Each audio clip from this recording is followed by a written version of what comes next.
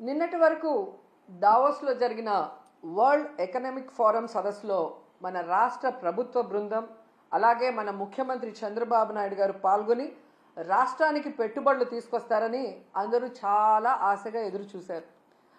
Last election మీకు తెలుసు, elections ముందు దాదాపుగా యువతకి 20 లక్షల ఉద్యోగ అవకాశాలు కల్పిస్తాను అని చాలా గొప్పగా చెప్పారు చంద్రబాబు నాయుడు.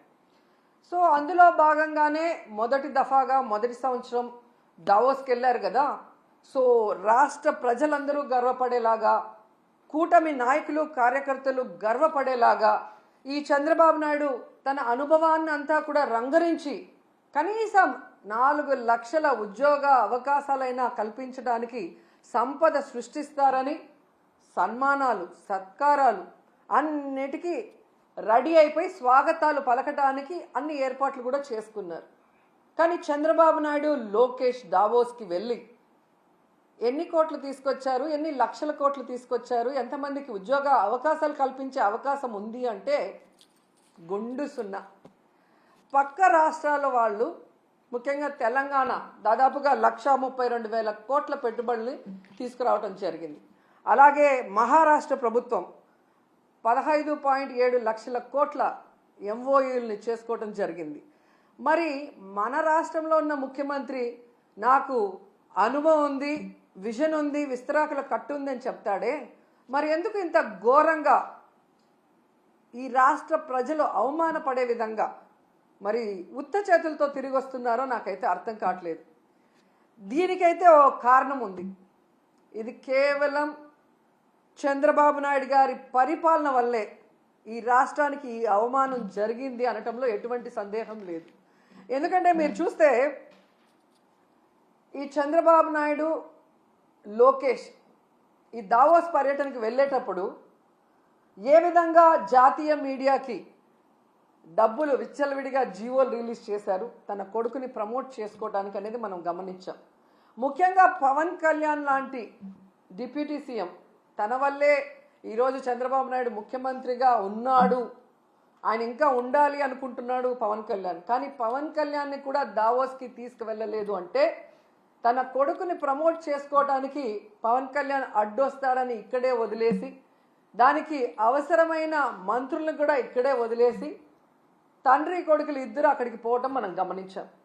అంటే వీళ్ళు ఈ యొక్క దావోస్కి వెళ్ళి పెట్టుబడులు తేలేకపోవడానికి కారణం ఏంటంటే ఈరోజు అందరి మధ్యలో ఒకటే, ఈ లోకేష్ రెడ్ బుక్ పాలనే దీనికి కారణమని. ఎందుకంటే మీరు చూస్తే ఈ రాష్ట్రంలో ఎవరైనా పెట్టుబడులు పెట్టాలి అంటే ఒక ఇన్సిడెంట్ గుర్తొస్తుంది. ముంబై నుంచి ఒక జూనియర్ ఆర్టిస్ట్ని తీసుకొచ్చి ఏ విధంగా ఆవిడతో తప్పుడు కేసులు పెట్టించి జిందాల్ లాంటి పారిశ్రామికవేత్తల్ని బెదిరించి బ్లాక్మెయిల్ చేశారు. మరి ఈ విధంగా పారిశ్రామికవేత్తల్ని బెదిరించి బ్లాక్మెయిల్ చేస్తే ఈ రాష్ట్రంలో ఎవరైనా పెట్టుబడులు పెట్టడానికి వస్తారా అని నేను అడుగుతున్నా. అలాగే ఐపీఎస్ అధికారులు సీనియర్ మోస్ట్ ఆంజనేయులు గారు, సంజయ్ గారు, ఠానా గారు, విశాల్ గున్ని లాంటి ఐపీఎస్ ఆఫీసర్ల మీద కూడా కక్ష సాధింపుగా కేసులు పెట్టి వేధిస్తే ఈ రాష్ట్రంలో ఎవరైనా పెట్టుబడులు పెట్టడానికి వస్తారా అని నేను అడుగుతున్నాను. అలాగే ఐఏఎస్ ఆఫీసర్లకు కూడా 7 నెలలుగా కొంతమందికి పోస్టింగ్లు ఇవ్వకుండా వాళ్ళని వేధిస్తూ వాళ్ళని జైల్లో పెడతామని బెదిరిస్తూ ఈరోజు చంద్రబాబు నాయుడు ప్రభుత్వం డెసిషన్స్ తీసుకుంటుంటే ఎవరైనా పెట్టుబడులు పెట్టడానికి వస్తారని నేను అడుగుతున్నా. ముఖ్యంగా ఈ రాష్ట్రంలో మీరు చూస్తే ఆడపిల్లలు చిన్న పిల్లల మీద అత్యాచారాలు, అఘాయిత్యాలు, అలాగే హత్యలు జరుగుతుంటే అలాంటి రాష్ట్రంలో ఎవరైనా పెట్టుబడులు పెట్టడానికి వస్తారని నేను అడుగుతున్నా. అండ్ ముఖ్యంగా నారా లోకేష్ దావోస్కి వెళ్ళి సిగ్గు లేకుండా నా ప్రత్యర్థుల్ని అనగతొక్కడానికి నేను రెడ్ బుక్ని యూజ్ చేస్తున్నాను అని చెప్తే ఎవరైనా పెట్టుబడులు పెట్టడానికి వస్తారా అని నేను అడుగుతున్నాను. ఈరోజు మీరు చూస్తే ఈ రాష్ట్రానికి పెట్టుబడులు రాకపోవడానికి కారణం ఈ రెడ్ బుక్ రాజ్యాంగమే. ఎందుకంటే ఎవరైనా పెట్టుబడులు పెట్టాలి అంటే ఆ రాష్ట్రంలో లా అండ్ ఆర్డర్ కరెక్ట్గా ఉండాలి, పారదర్శకమైన పరిపాలన ఉండాలి. అలాగే రోడ్డు, రైలు, ఏరోప్లేన్, అలాగే పోర్ట్స్, ఇవన్నీ కూడా అంటే ట్రాన్స్పోర్ట్ ఇది కరెక్ట్గా ఉంటేనే అక్కడ పెట్టడానికి అవకాశం ఉంటుంది. మీరు చూస్తే జగన్మోహన్ రెడ్డి గారు ముఖ్యమంత్రిగా ఉన్నప్పుడు ఇవన్నీ కూడా ఎంత చక్కగా చేశారో మీ అందరూ కూడా గమనించవచ్చు.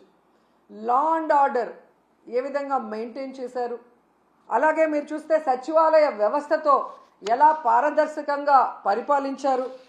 అలాగే ఏపీలో 3 పోర్ట్లు మచిలీపట్నం, మూలపేట, రామాయపట్నం ఏ విధంగా వర్క్స్ స్టార్ట్ చేశారు.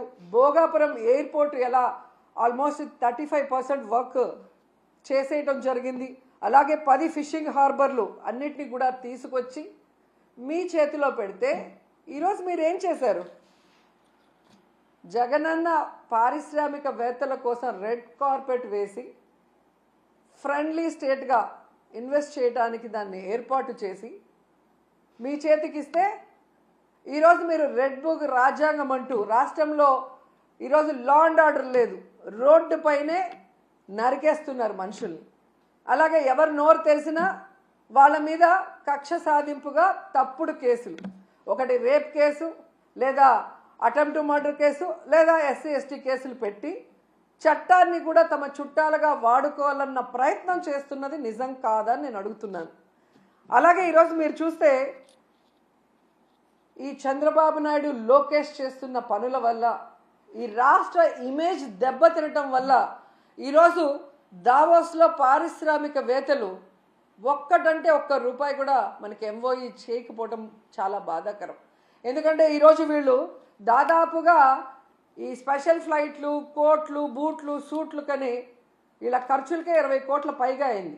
కనీసం ఆ దారి ఖర్చులకి అయిన డబ్బైనా ఎంఓఈలు చేసుకొచ్చారంటే సిగ్గుచేటు.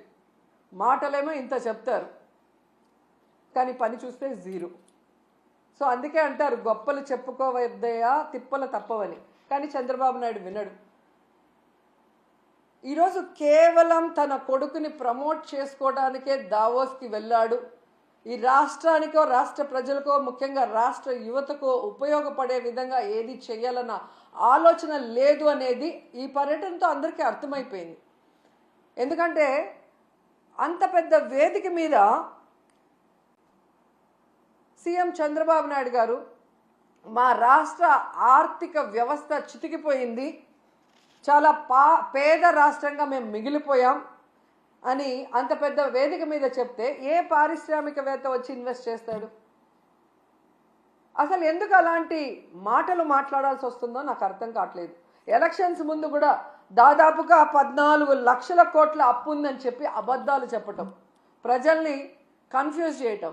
తీరా మొన్న అసెంబ్లీలో చూస్తే బడ్జెట్ డాక్యుమెంట్స్లో 6.5 లక్షల కోట్లు మాత్రమే అప్పు ఉంది అని చెప్తారు. రాష్ట్రం విడిపోయాక నువ్వే కదా మొదట ముఖ్యమంత్రిగా 5 సంవత్సరాలు ఉన్నావు. నువ్వు ఎంత అప్పు చేసి దిగిపోయావు, 5 ఏళ్లలో మేమేం చేసామో చెప్పాలి కదా జనాలకి.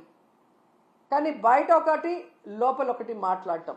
ఏదైతే ఆంధ్రప్రదేశ్లో అబద్ధాలతో, కట్టుకథలతో, పచ్చ మీడియాతో ప్రజల్ని మభ్యపెట్టారో అదే విధంగా దావోస్లో కూడా మీరు మభ్యపెట్టాలన్న ప్రయత్నం ఈరోజు పెట్టుబడిదారులు పారిపోవడానికి కారణం కాదా చంద్రబాబు నాయుడు, లోకేష్ అని నేను అడుగుతున్నా.